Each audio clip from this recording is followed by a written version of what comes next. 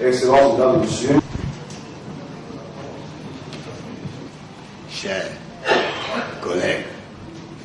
membres du gouvernement, Monsieur le représentant de la Banque mondiale, Madame et Monsieur les secrétaires généraux, Monsieur les directeurs généraux des sociétés, Mesdames et Messieurs les représentants des organisations internationales, des institutions coopérantes, des ONG et des organisations paysannes. Mesdames et Messieurs les directeurs, coordonnateurs et autres responsables des projets programmes de développement rural, distingués invités, Mesdames et Messieurs.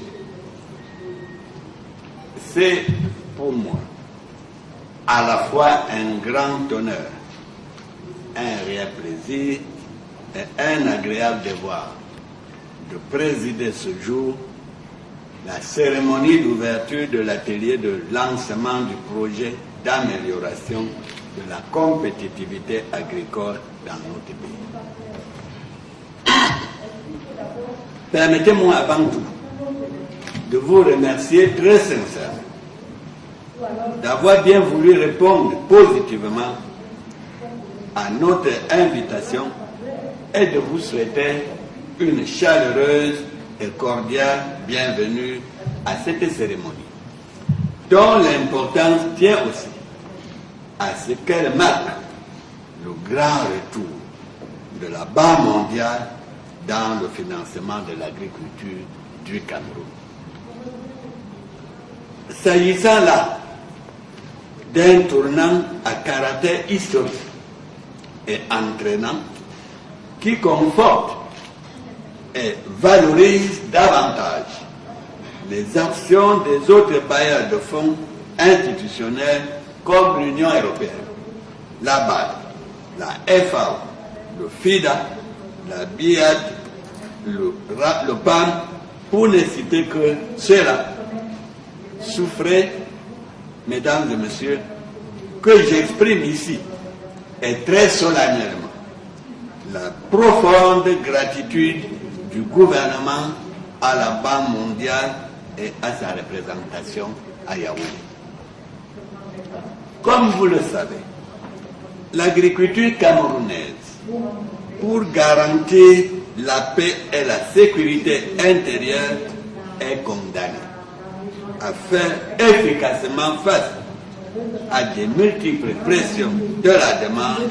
dont les plus importantes concernent la couverture des besoins locaux que nous traduisons par l'effort de l'autosuffisance alimentaire, la contribution suffisante à l'approvisionnement des pays voisins et l'apport approprié à l'équilibre de la balance commerciale du pays. Ce qui précède implique la promotion accélérée, aussi bien de la production vivrière que de l'agriculture d'exportation, la corrélation entre les deux activités au Cameroun n'étant plus à démontrer en termes de résultats. D'où la haute et sage décision du chef de l'État de réorienter la priorité nationale au profit du secteur productif à la tête duquel se dresse le secteur rural et partant l'agriculture et l'élevage. La poursuite des objectifs globaux ainsi définis est la réponse à l'interpellation du chef de l'État par le ministre de l'Agriculture et du Développement rural et le ministre de l'Élevage, des Pêches et des Industries animales, sous l'impulsion du Premier ministre chef du gouvernement, implique le développement des efforts particuliers orientés vers l'extension des superficies cultivées par le renforcement de la mécanisation, l'extension des activités de fertilisation du sol à travers une politique de fertilisation dont les engrais toujours plus adaptés, l'amélioration de la protection des végétaux par une politique phytosanitaire toujours plus rigoureuse, le renforcement des actions de réalisation des pistes de collecte aussi bien à l'intérieur du pays qu'autour des grands centres urbains, et l'intensification des opérations d'animation au développement rural et d'encadrement des paysans. C'est ce qui explique la dynamique actuelle du ministère qui se déploie sous le double angle macro et microéconomique. Ce dernier point portant sur les grands programmes et projets mis en œuvre, certains pour développer des spéculations spécifiques, riz, pommes de terre, plantains, maïs, viande, etc., à côté des plus grands programmes globaux qui renforcent l'activité de certaines branches. C'est dans la perspective qui précède qu'à côté des programmes existants cités ci-dessus, le gouvernement et la Banque mondiale ont consenti, après une étude des filières stratégiques financées par cette dernière, à l'élaboration du projet d'amélioration de la compétitivité agricole, en abrégé PACA, dont la mise en œuvre débute véritablement ce jour. Cette mise en œuvre fait suite à un processus qui a été sensiblement et efficacement raccourci par la franche collaboration et la compréhension mutuelle entre les deux partenaires tout au long du processus et qui devrait certainement servir d'exemple pour d'autres projets. Mesdames et messieurs, comme vous pourrez le constater, le PACA, dont le montant de financement s'élève à 60 millions de dollars américains, soit environ 30 milliards de francs CFA, vise l'amélioration de la compétitivité des filières riz, maïs, manioc,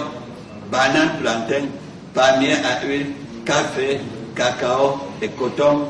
pour l'agriculture et les filières porcines, volailles et petits ruminants pour l'élevage. Il couvre 6 régions et 30 départements de notre pays en complément de la répartition géographique et thématique des projets qui existent déjà sur le terrain et d'autres qui sont à venir. Les détails des 4 composants qui le constituent vous seront présentés dans la suite du programme. Ce projet est d'autant plus important que les éléments concourant à en faciliter le suivi et l'évaluation ont été suffisamment pris en compte. Ainsi, les objectifs quantifiés d'amélioration des rendements des différentes spéculations sont fixés par rapport à la référence actuelle. Ceci marque, s'il fallait encore le dire, le sérieux et l'envie de réussite qui ont caractérisé ce projet tout au long de sa conception et de son élaboration. Vous pouvez donc réaliser que même si le chemin parcouru semble avoir été appréciable du fait du professionnalisme avéré des équipes impliquées dans l'élaboration du projet, force reste de reconnaître que le travail abattu de par son intensité et sa qualité a été rude, même si exaltant. C'est le lieu de remercier tous ceux qui s'y seront impliqués de près ou de loin, et directement ou indirectement. Le gouvernement de la République, soucieux du bien-être de la population, a bien voulu négocier une aide aussi importante pour financer ce projet et j'espère que tous les efforts seront fournis par toutes les parties prenantes pour qu'ils connaissent un succès éclatant. Je ne doute pas un seul instant de la compétence du comité de pilotage qui est interpellé au premier chef. J'appelle l'équipe de gestion du projet, dont la sélection s'est faite sur la base des valeurs des uns et des autres à travers un processus objectif et rigoureux, à mobiliser toutes ses qualités et tout le sérieux requis pour relever le défi qui lui est ainsi lancé. J'appelle également et surtout à la vigilance des communautés et des bénéficiaires directs de ce projet pour une participation totale et efficace. Autant je serai compréhensif et attentif pour trouver les solutions à toutes les contraintes auxquelles le projet pourra faire face, autant nous ne serons nullement tolérants face aux égarements qui pourront être constatés. Les dysfonctionnements observés à dessein seront sévèrement réprimés. Je demande également à l'équipe de projet de faire preuve d'abnégation pour la mise en œuvre harmonieuse de ce dernier en vue d'atteindre à temps les objectifs arrêtés afin de permettre à notre pays non seulement de produire mieux et de consolider les marchés actuels, mais surtout d'en conquérir de nouveaux tant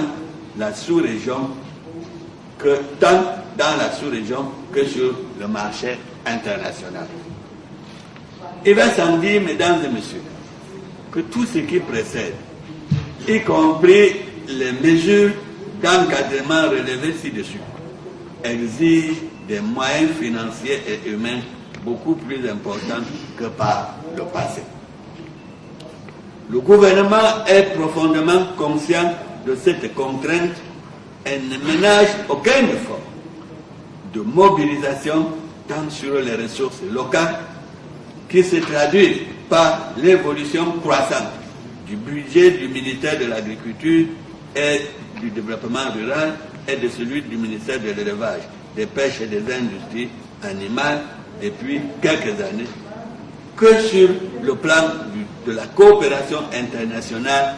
dont l'évolution positive, à l'instar de la présente cérémonie, est à la fois satisfaisante et hautement prometteuse. La combinaison de ces actions publiques, internes et externes, constitue un facteur d'impulsion sans pareil à la dynamique des initiatives privées, locales et étrangères en faveur du développement de notre pays. C'est à cet effet le lieu de saluer particulièrement, outre la Banque mondiale, l'Union européenne, la FA, le FIDA, la BAD, le PAC, la BID, la France, la Chine, l'Inde, l'Angleterre, la Libye, institutions et pays auxquels je renouvelle la reconnaissance infinie de notre gouvernement pour leur sollicitude particulière à l'égard de notre pays. Nos remerciements vont également aux